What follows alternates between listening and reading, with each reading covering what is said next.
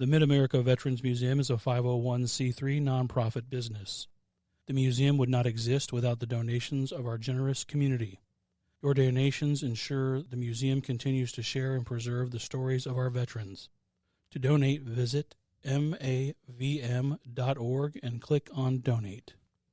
The information, opinions, and recommendations presented in this podcast are for general information only. The primary purpose of the Operation Insight podcast is to educate. The views, information, or opinions expressed on the Operation Insight podcast are solely the views of the individuals or guests involved and by no means represent absolute facts. Operation Insight does not accept responsibility for their views or comments. The Operation Insight podcast may at times cover sensitive topics, including but not limited to suicide, abuse, violence, severe mental illness, sex, drugs, and alcohol addiction. You are advised to refrain from watching or listening to the Operation Insight podcast if you are likely to be offended or adversely impacted by any of these topics. Neither the company, host, director, or the guest shall at any time be liable for the content covered, causing offense, distress, or any other reaction.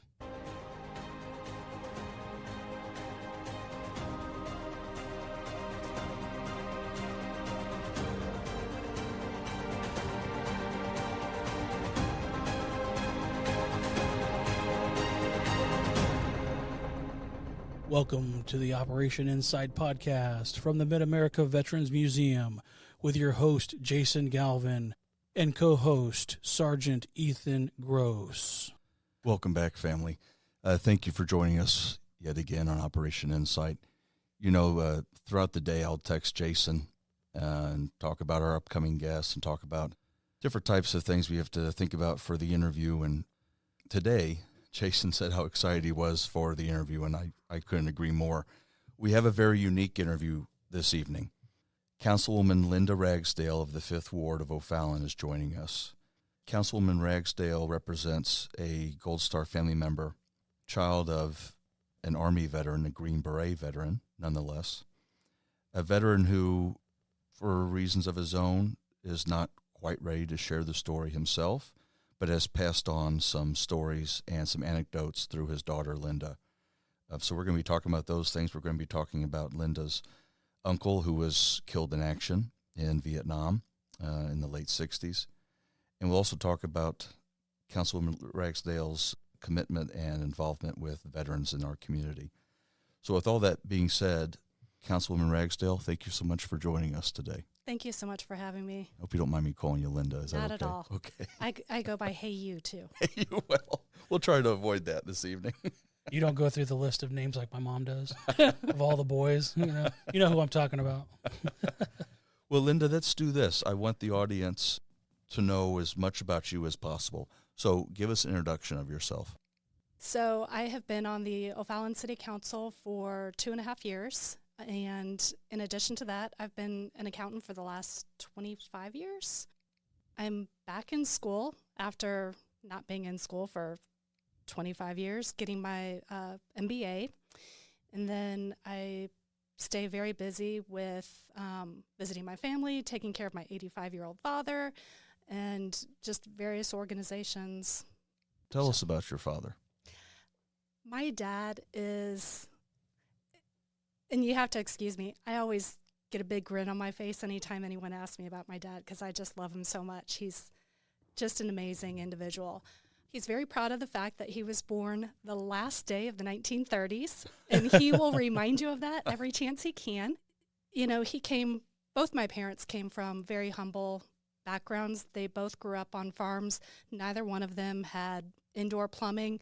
It wasn't until I was 8 years old that I would go down and visit my grandmother before she had indoor plumbing or an indoor bathroom at her house. We used to, I'm not that old, but I still remember having to go across the street or go across the road. It wasn't even a street to use the outhouse and, having chamber pots right before you would go to bed and stuff like that. I still have very vivid memories of that. So my parents both came from very humble beginnings. My dad actually joined the National Guard when he was still in high school. He was only 17 years old, I think when he was a sergeant. So he ended up going to Fort Benning in Georgia. That's where he did jump school, and he was stationed at Fort Bragg for a while and did all the rounds. And he was actually Special Forces Green Beret during the Cuban Missile Crisis. Wow. So very proud of the legacy that he has left. He won't talk about it very often, but the little bit that he has shared with me and my sister, I just could not be more proud of him. And you actually have a pretty strong military heritage in your family. Yes. Give us a rundown of who in your family has been in the military. Oh, gosh. It's more of who hasn't. So on my father's side, my dad is one of 7. There were 3 boys. My dad was in the Army. My Uncle Joe that we're going to be talking about today, he was also in the Army. And then the youngest, unfortunately, he passed away in the early 90s. He never served, but still very much believed in everything military. Sure. He was a patriot. Absolutely. What was it that caused your father, your uncle, other relatives to have this spirit of service? I think it's just always been there. For example, my grandmother's youngest brother was actually in, I believe, the Navy, and he got a Purple Heart, stormed the beaches in Normandy. Amazing. Wow. So a lot of people in the family. And then on my mom's side of the family, my mother's brother-in-law was a surgeon during the Korean War, and because of everything that happened with my uncle, even though he was in the reserves at the time, he actually, after my uncle died, even though it wasn't his family, he had to see for himself. He ended up going over to Vietnam as an American doctor, volunteer. Wow. One that I'm very proud of, too, my cousin's husband just retired maybe 2 years ago. He retired as an Air Force general. That's incredible. That's awesome. There aren't many of those. I don't think people realize general is a highly prestigious rank to achieve. Exactly. And it takes time in service, and You also had mentioned before we started recording about your connection with the Revolutionary War. Just give us a little tidbit of that. So my mother's family, there's 2 parts of our family. One that had been in the United States forever, and then another part that was very new to the United States. And my mother, big history buff, she wanted to join the DAR so bad. And she was so excited one day. She comes up and she goes, "I finally found my ancestor." And then she realized that the ancestor that she found fought on the other side. Oh, no. So she couldn't use that person. But on my father's side of the family, we have a lot of lineage to be able to join the DAR. Luckily, I don't have to go back that far. My grandfather's cousin was in the DAR in Alabama, so I only have a few steps to have to. He did the heavy lifting for you. Absolutely. Yeah, for sure. That makes it always easier, I just have to stop being lazy and do it. I just think it's so cool. An organization like the DARs of the American Revolution, when people are so excited about having that line of heritage to our country's founding. Yeah, absolutely. Thank you for sharing that, Linda. Thank you. Okay, so let's get into your father's story a little bit more deeply. Happy to hear that he was at Fort Bragg for a while. We have that in common, although I could never have been a Green Beret, so kudos to him on that accomplishment. How long did your father serve? Honestly, I don't know. He was in the reserves most of his tenure. Yeah. I don't really know how long he was in, but I think because of the military service that my dad had, it led to so many amazing things. My dad, his family, they're all from Alabama, and my dad actually worked for Marshall Space Center for NASA in the mid-'60s. Oh, wow. Before he ended up moving to St. Louis with his old college roommate. And when he was here, he did things like working for the Atomic Energy Commission, and then he worked for McDonnell Douglas. Wow. For That's a long awesome. time. It's funny how common McDonnell Douglas is Yes.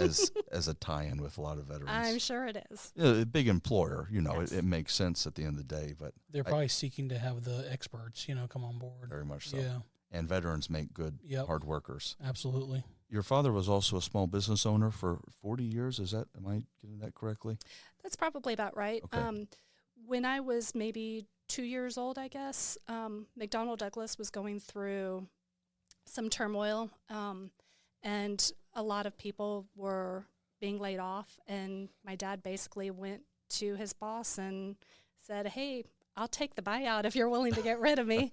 And so Dad took the buyout, and then from that, he started his own landscape maintenance business, which is very, if you know my father, that is very normal because he grew up on the farm. He was always a farm boy, and so it made more sense for him to be able to do something like that rather than go into the labs at Mac. Sure. Use his hands, Yeah, I was going to say. He's 85 years old, and he still goes to the farm over in Calhoun County, Illinois. Goes over there almost every day, and I ask him, what are you working on? Oh, I'm still working on this tractor. I'm trying to get it running again.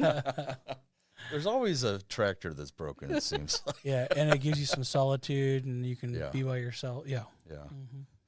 So I sort of feel bad, Linda. I should start with your story before we get into your father and your uncle Joe's story.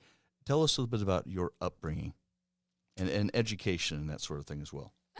So I am from North County. I went to school at Rittner, and actually very proud of the fact that I went to Rittner.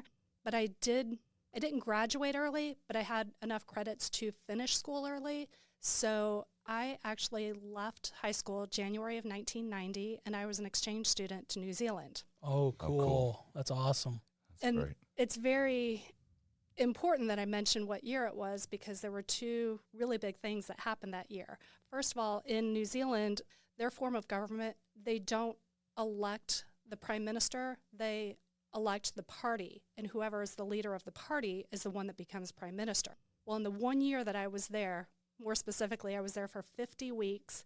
They had 3 different prime ministers the year that I was there. Oh, boy. Wow. And I actually got to meet 2 of them. That's really cool. And then the other reason why 1990 is very important in this story is because that's when everything in the Middle East was starting.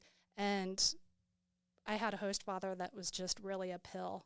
He kept telling me that us going to war was personally my fault. That I was the one, because I was an American. Oh, wow. I was 17 years old at the time, but it was my fault. I didn't realize I had that much influence. That must have made a very awkward 50-week stay. I didn't stay with him for the whole 50 weeks. Okay, good. Yeah, my other host father was fantastic. Good. So I didn't know that. I'm glad you mentioned Yeah, that's very interesting. New Zealand. I got to be in New Zealand in 2011, which, funny enough, 2011 is important because there was a volcano that erupted in Chile. Mm-hmm. And the smoke from that and the ash from that eruption went all over the Pacific Ocean. Oh, my gosh. And almost delayed my flight back to the United States. But thankfully, I got out just in time. Wow. So you were primarily in Auckland then? That's the capital, is that right? I was... Or Wellington. I'm sorry, Wellington. Wellington is capital. I was 5 hours north of Wellington, 2 hours south of Auckland. Okay. So I was in a very small town that was not much bigger than the high school that I went to. My graduating class at Rittner was, I think, like 250 students. My class in New Zealand, there were 17 of us. Oh, wow. So, you talk about culture shock. It was definitely culture shock. I want to get back, if you don't mind, that host father that took issue with the fact that you're an American, blaming you for the goings-on in the Middle East. How did you react? What kind of conversations did you have? Did you just kind of ignore it, or did you get into sort of a discussion about it with him? I think at the time, being a 17, newly 18-year-old kid, I just wanted to make the most of what I had there, and that was his opinion, and I knew that I wasn't going to change his mind. Sure. And I felt if I really pushed the issue, it would make my experience even worse. Sure. So it just wasn't just worth kind it. of let it be. I let it be. My host sisters and my host mom, all of my other family, host family, Sure. family. I don't think any of them thought that of me. It caused me to spend a lot more time with my friends. I bet. And less time with the family that thought this of me. It's an uncomfortable situation. It was uncomfortable, but I think part of it is because I do come from such a strong military heritage that I just held in my heart everything that so many people in my family had fought for, Yeah. And I will say, too, backing up, I was actually the one that chose to go to New Zealand. That was my first choice of country. And the reason why I picked it is my mother's brother, who served in the Navy, he married a Kiwi. And I wanted to get to understand where she was from and the way that they met. My uncle did 2 tours in Antarctica. And so when he came back, instead of coming all the way back to the United States, because my grandparents had already passed away, so instead of coming all the way back to the United States, he went to a sheep farm in New Zealand. That was how he met my aunt. That's amazing. That's the way people amazing. meet each other. I know. Before the internet. Well, that's really cool. I didn't know we had that connection, Linda, to New Zealand. I would love to go back there sometime. I really miss it. Same. It's such a gorgeous country. It is. And there's so many different types of terrains, too. Like you mentioned the beach earlier, the mountains, a lot of different things you can see there. What was it that you did after high school? So after I got back from New Zealand, I actually went off to college. I went to Auburn University, and we were on quarters, which at the time, that was so nice because I didn't have to wait all the way until June to start school because Auburn was on quarters. My very first day of college was April Fool's Day, 1991, and that set the course for me, my time at Auburn. So I always say I got my education from Auburn, but I have my piece of paper from the University of Memphis. Okay. When did that transfer occur between those two colleges? I left Auburn in 1994, I think, and then I was working in Auburn and met a boy, and then we ended up moving to Memphis together in 1997, and I knew right away that he was not going to be the one for me, and I knew that the best way for me to get out of the situation would be to finish school. So Sure. I went back. I got to know, did you go to Graceland while you were in Memphis?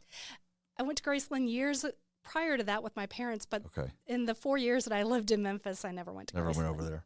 Memphis is a fun town. Only tourists go there, man. Give Jason and I an idea of how your father talks about his service when he recollects it with you. That's so funny that you asked that because he doesn't really talk about it that much. My sister and I usually have to pry things out. He just doesn't really talk about it. Yeah.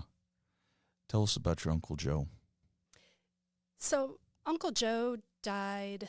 He was killed 3 years before I was born. And I always hated, I was the first of my generation. There's only 6 in my generation. The oldest 3 knew him. I have a cousin that was in high school. One was in junior high, and then my sister was about 3 years old when he died. So they all got to know Uncle Joe. My next cousin, my aunt was pregnant with him when he passed away. So he is his namesake. So I'm like, well, at least Joey has that. Yeah. So I'm like, now I come along and I got nothing. But even though I never physically got to hug him or talk to him or anything like that, I feel like I know him because he lives on through stories that my family has shared. Even to this day, you know, he's been gone since 1969, and even to this day, my family still talks about Uncle Joe stories. Yeah. And it's funny, most of the stories that my family will talk about are very lighthearted and always has everyone in stitches with some of the stories that they tell. So he's still bringing a smile to the family members' faces. Absolutely. That's an amazing legacy to have. If I understand correctly, your father kind of gave you his recollections of the notice that was given after Uncle Joe was killed in action. Go through what your father had told you about it. Oh gosh. So it was Halloween Day, 1969, and my grandmother had been listening to the radio earlier that day. One of the veterans groups had done a story that if your son or daughter is killed or injured in Vietnam, initial notification would be made by Army Telegraph only. Said if you receive any notification by way of phone call, anything else, it's probably not going to be true. So the mail came around noon that day, and my grandmother got a letter from my uncle where he stated that he had sent letters to as many family and friends that he possibly could, even grabbing scrap pieces of paper, anything he possibly could. And the letters basically said that they were in a situation that they would not survive. He said that they were ordered to a certain death. At the time, he was on the Cambodian border, but still in the Central Islands. And their assignment was to draw hostile fire from Cambodia so that they could order a B-52 strike. Their bunker was hit by a mortar and a mortar round, and that was it. Like I say, it was Halloween 1969. Sure. But that day it was a Friday. And if you know anything about high school football in the South, Friday night lights, and the whole town, my family is from a very small town in Alabama called Aniana. So the police, all the first responders, everybody was tied up with football game that night. A scrambled message did come through the telegraph office that Uncle Joe's position had been overrun and that he was severely wounded. It was delivered to the family that night by a reserve police officer, but unfortunately that police reserve officer had very little knowledge about what to do in a situation like this. I don't think when my family was first notified that they really believed it, because my grandmother had just heard earlier that day, you'll only be notified via telegram. Yeah.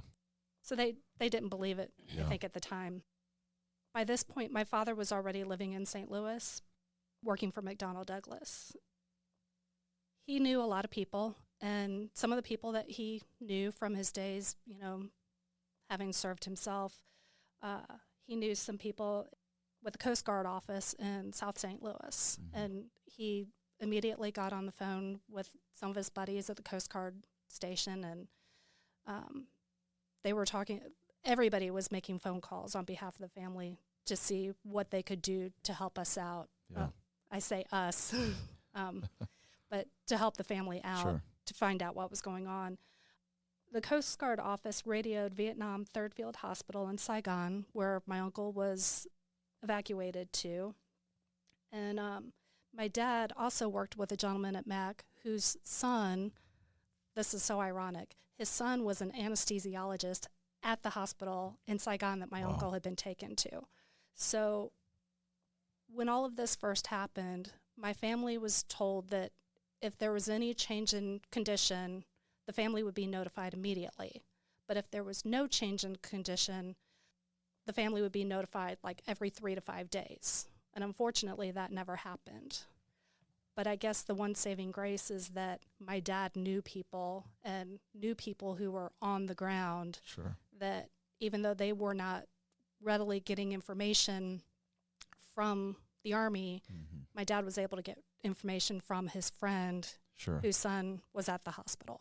So, which is kind of a travesty at that point. Your family was having to do so much to get basic information. Is Joe alive? Something as simple as that. And it took your father and your grandparents going through connections, going through their network to try to get simple answers about the welfare of their child. Correct. So different from today. Very much so. Yes. My dad had called the Army liaison officer at the White House and asked him to check the casualty list. And this is really ironic. The liaison officer looked at the list, and my uncle's name was not on there, and told my dad, the only Ragsdale that we have is a soldier out of California. And my dad said, well, that wouldn't be anybody in our family. And sadly, my dad was wrong about that. It turned out to be my father's second cousin. So my dad lost his little brother and his second cousin all at the same time. Wow. So that just goes to show how many families Vietnam in particular touched. Yeah. A second cousin that your father wasn't even aware of. Correct. Died serving his country while in Vietnam. Right. It's tremendously sad. So a lot of friends of the family with connections, field grade officers, NCOs, everybody was making phone calls on behalf of our family, trying to figure out what was going on. And a message that the family got back was that it would be almost impossible for my uncle to have survived. When my dad got that message, of course, it was very upsetting. My dad, being a big brother, he jumped in the car and headed down to Alabama to be with my grandparents. My grandmother is a very, very strong lady, but, she's about to lose her child. Yeah. So, How do you prepare for that? How do you prepare for that? And she's had to somewhat prepare for that a couple of times up to that point. She had a daughter that wasn't expected to live, actually lived into her 40s or early 50s. And ironically, my Uncle Joe was hit by a car the day before his little brother was born. So, you know, they've faced so many tragedies. It's unbelievable. Anyway, the family had so many connections trying to help out, finding out what was going on. And one letter in particular that they got, very, very touching, but Pat Nixon actually wrote a letter to my grandmother. And she said that they were going to do everything they could to find out what was going on with my uncle. Oh, wow. And Do you still have that letter? I wish I did. Is it in the family or? No. Wow. And I had even asked my dad, you know, because I knew that my uncle had written letters at, you know, the very end, written letters to everybody. I asked my dad if he still had his letter, and, you know, of course it's been so many years and there have been so many moves that, you know, he just doesn't have that anymore, which is really a shame. What an incredible testament to, you know, to Pat Nixon and the administration at that time, whatever your political leanings are. Correct. For her to take the time to, if nothing else, to at least get this letter out to this family of this soldier. And then your mind wanders. Did the liaison mention something in the White House, or what was was happening or being talked about, which to be a fly on the wall, so to speak? Well, and that's another good point, Jason. You're searching for answers, and you get a letter from the First Lady of the United States, and you're wondering, where's information coming from? Where's information going? And why can't we get the information? Right. So, yeah, that must have been extremely frustrating for your family at that time. Yeah. And not knowing is the worst part. Mm-hmm. Not knowing, and, you know, it was 19 days between the time that my uncle was shot and the time that he actually died. And I just can't imagine, you know, especially what my grandmother went through. I mean, I don't have children of my own, but I can only imagine, you know, it's not like you're just told, oh, you just lost your child. Instead, you're told that your child is going to die any time now, and you have 19 days Exactly. to have to live Thinking with about that. it, yeah. Exactly. I'm glad you mentioned that, Linda. When do you start the grieving process? That's very difficult. Like you said, it's the not knowing. Yeah. In shock, you know, I mean. Yeah, that'd be tough. a tremendously difficult thing to go through. A high school friend of my aunt, Nell, she's the oldest of 7 kids. She had a high school friend who was a field officer in the combat zone and knew my uncle as a 3-year-old. And this officer regularly checked on my uncle and tried to get information back to the family as much as he could. But he wrote a letter to my grandmother, and I really wanted to bring this up since we were talking about the politics of Vietnam. And I think that these words really helped my grandmother through it all. He said, don't let politics of the war diminish the sacrifice of these men and women who were casualties of this war. And I think that was really important to have been told that by somebody serving. Very profound, yeah, for sure. And I think that's still the case today. Exactly. It's very tough for families. I would imagine, you know, Vietnam, like you said, Linda, was such a politically charged war for so many different reasons. At the end of the day, there's people on the other side of those telegraphs about your son is now deceased. Yeah. I think people very easily forget about the human experience of death and grief. Mm-hmm. Yeah. So when my dad got to my grandparents in Alabama, he walked in and saw a huge stack of mail that had been sitting there. That was when he decided to call the White House again and talk to the Army liaison officer. At this point, they had told my dad that information was going to be very difficult to get and that they needed to go ahead and start preparing for the worst situation. So it was the day before Thanksgiving in 1939, and my dad received information that was the day that they received the information that they should prepare for the worst. So the family and extended family and friends all got together, and when the report came that he actually died, the Army recruiter from Aniana was going to come to the house to notify my grandparents. Now, keep in mind, my grandparents lived on a farm about 5 miles from town, and unfortunately, the Army recruiter didn't know how to get to the farm, because back in those days, people didn't have street addresses. It was rural route Sure. 1, whatever. So the Army recruiter didn't know how to get to my grandparents' house. So he stopped for directions. And the first family that he stopped and asked for directions to, they knew why he was going to our farm. Yeah. They jumped on the telephone, and by the time the Army recruiter got to the farm, almost everybody in town already knew. Wow. So that was really sad that it was no longer my grandparents' information to Yeah. share. Everybody already knew. Yeah. And my grandparents were among the last to officially be notified that this happened. So that was just really, Another It's really another little painful Mhm. stake in their hearts about the whole situation. right? When we were talking a few minutes ago about how do you prepare, you have, in my grandmother's case, 19 days to prepare. What do you do? The family knew that my uncle would be buried at the church cemetery that's about a mile away from my grandparents' house. That way my grandmother would be able to go and visit her son whenever she wanted to. But this cemetery apparently it was in some disrepair, and my grandmother said, my son is not going to be buried in something looking this bad. And so part of how my grandmother handled the grief, she was very much an outdoors, a gardener, farmer type of person. And she went up to the cemetery and had it looking pristine because her little boy was not going to be buried in anything less. Wow. So that's how she handled it. I was going to say that's how she basically poured her grief into something. Correct. That's a good way to say that, Ethan.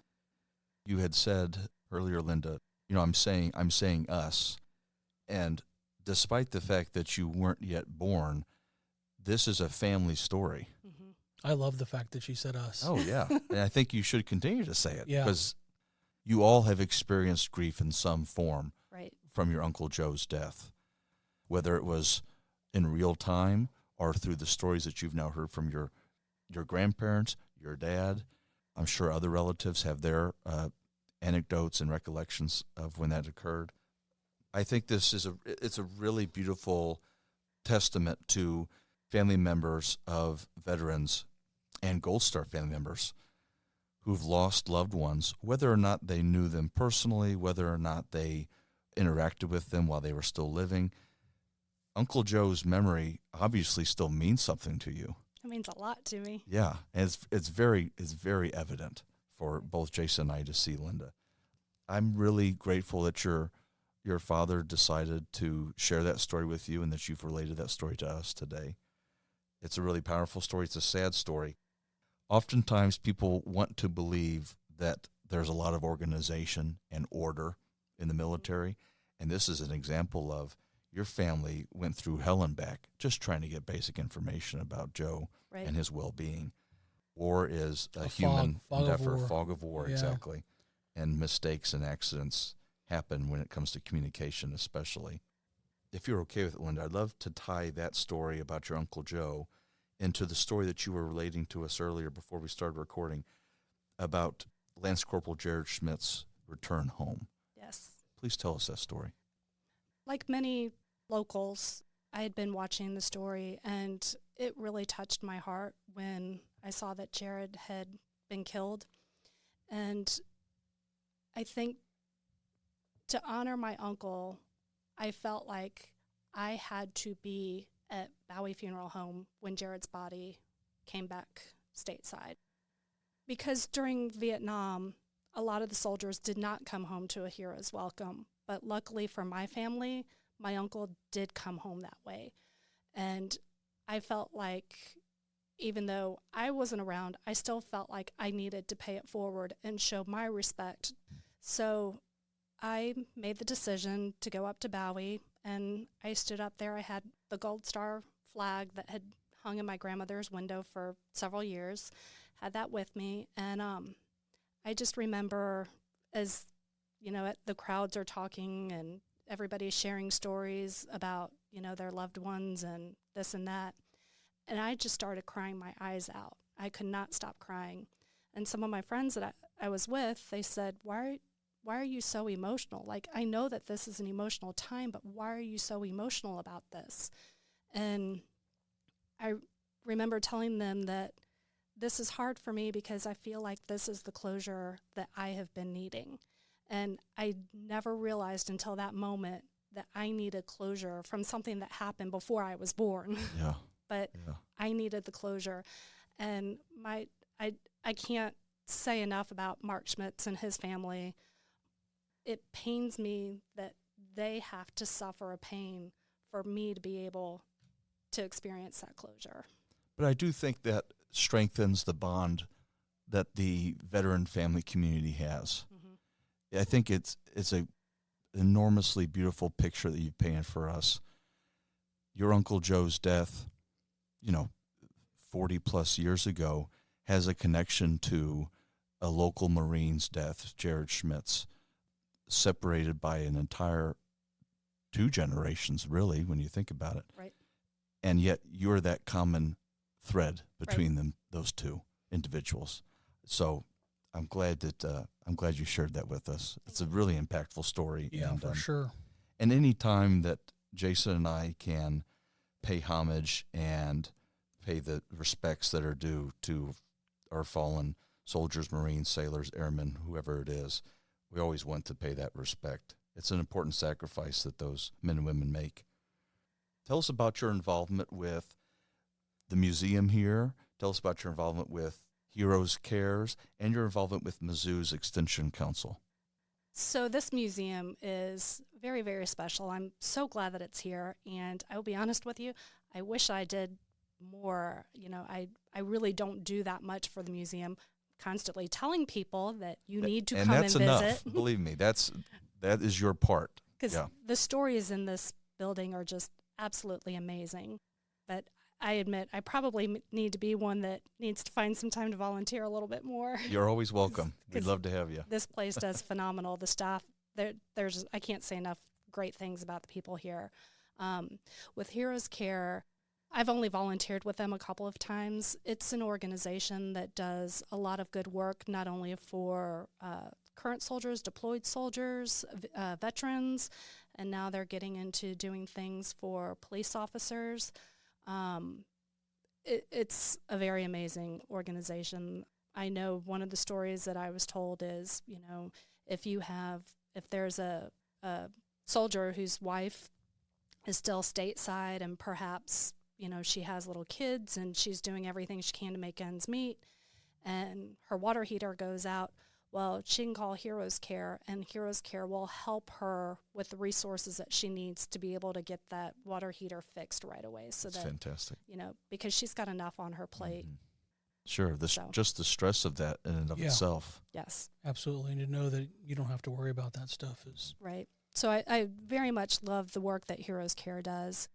I mentioned to you before that I'm actually on the University of Missouri Extension Council, and while everybody thinks of the council as providing, 4-H opportunities, 4-H types of things, yeah, yes. Yeah. The woman here in St. Charles County, she has decided to do other projects. One of the projects that she has been doing are Christmas cards for soldiers. And obviously with my background, this really touches my heart. I'm like, I can't believe that an extension service would do such a thing, but what they're doing is they fill out Christmas cards.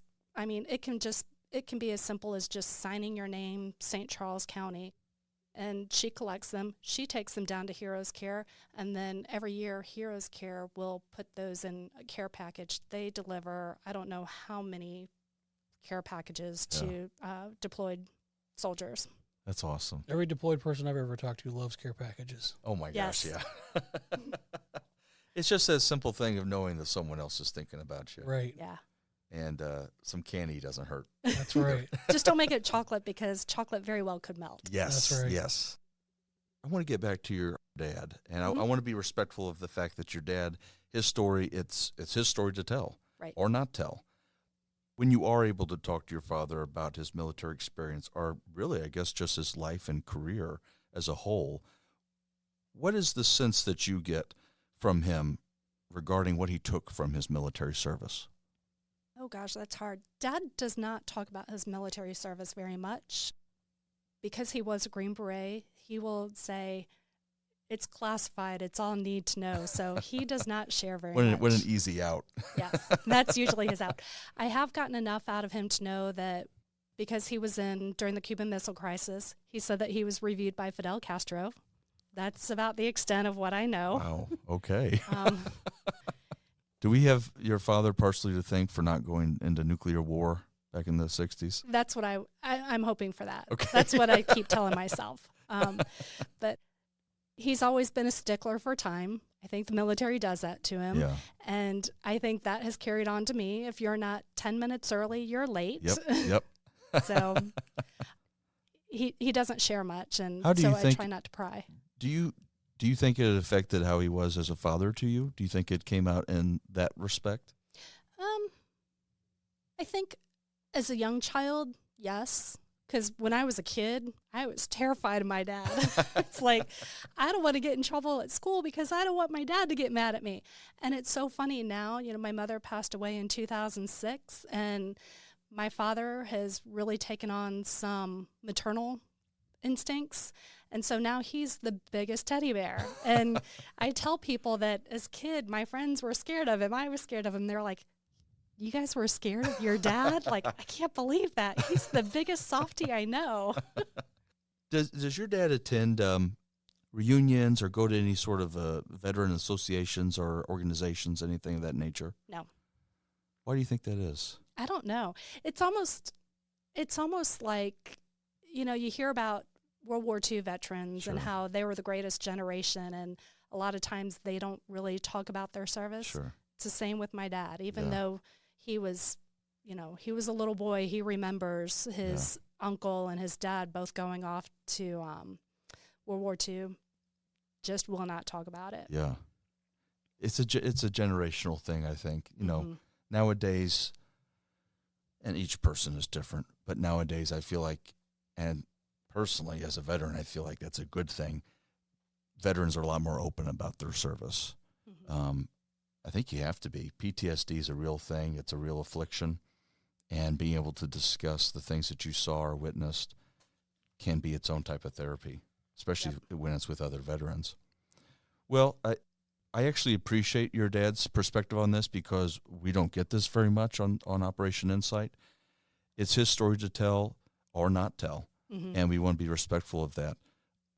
Each person deals with experiences differently. Right. And each person deals with trauma, which your father very well may have experienced trauma. I'm sure he did. We know he experienced trauma in terms of the passing of his younger brother, Joe. But I very much appreciate the fact that you've shown so much interest in your father's service and your family's service. And I'm also very grateful that he did share his recollection of the time of Uncle Joe's passing. Jason, anything that you want to share or add? No, I think one of the most valuable things is what that person wrote about whatever the political leanings were, what the sacrifices actually meant. I think if we take anything away from this conversation, if I take anything away from this conversation, which I take in many things, but that's going to stand out to me because the past, the present, and the future, that's still going to be the case. No matter how far we go back in time, how far we go in the future, that is the case. And it really shows that no matter how common we may be or where we come from, we do some uncommon things. It's timeless advice. You're exactly right. As an American, as a veteran, I'm really grateful that gentleman took time out of his day to write your grandmother that letter. Same. And share that advice with her. And it sounds like it really impacted her too. Yes. I think it impacted all of us. That's really incredible. I do have a story about my grandmother that I'd like Please. to share. Oh, absolutely. Since I'm an elected official, it kind of brings this home for me. In Alabama, a lot of the small towns, they have what they call Veterans Row. What they do is, as you're coming into the town, there is usually in the median a flagpole for every soldier, Vietnam soldier, that was killed in action, and they all have a foot marker, like what you see at a cemetery. Each of the flagpoles fly the American flag. Well, my grandmother, who, mind you, never learned how to drive, lived 4 or 5 miles outside of town, never learned how to drive, didn't have a car on the property. My grandfather had passed away in 1980. So my grandmother was seeing that those American flags were looking a little tattered, and you should not be flying a tattered flag. So my grandmother went into the store, and you had to special order the American flags. Before she did that, she had gone to the city council in Aniana, and they told my grandmother there was no money in the budget for replacing the American flags. Yet there was money in the budget for them to approve a pay raise for all the elected officials.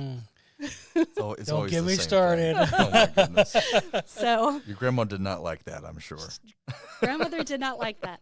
So she went to the store, ordered not one, just one for my uncle, ordered all of them to be replaced. Incredible. And mind you, this is a lady that grew all of her own food. If she didn't grow it, she pretty much didn't eat it.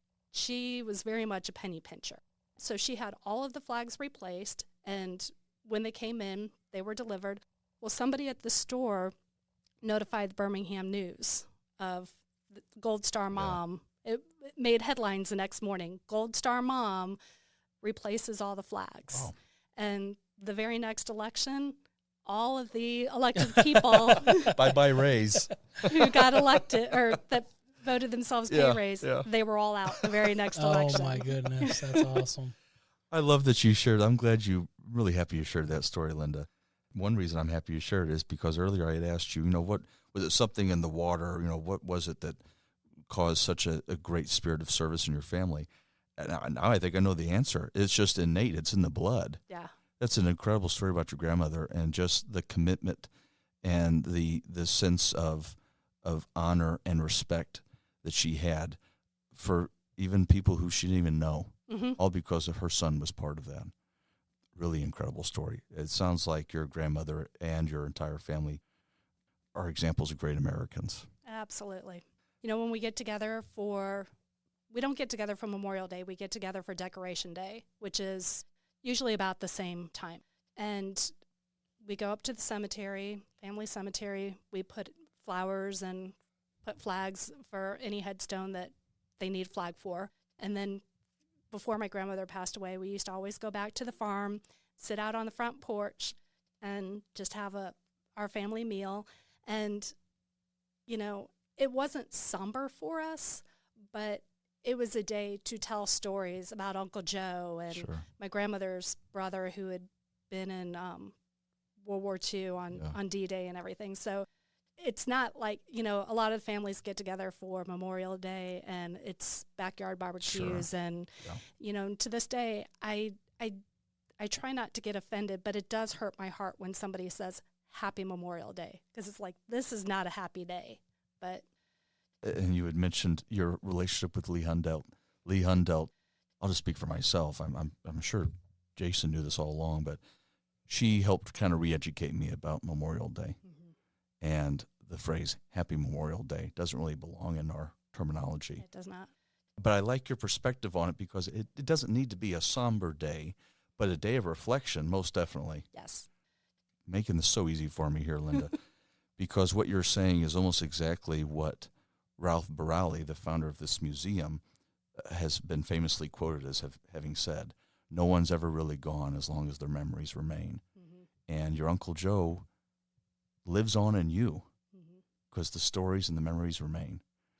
Linda, it's been an absolute pleasure to speak with you. Like Jason said, I've learned a lot from this conversation, and it has impacted me personally.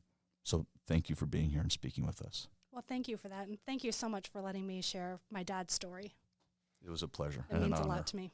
It means a lot to us, in fitting for this setting in the Mid-America Veterans Museum, where there's almost 500 stories of selfless sacrifice, and we get to memorialize this story of Uncle Joe and your dad and be around forever. And with that being said, we're going to go ahead and sign off of the Operation Insight podcast from the Mid-America Veterans Museum.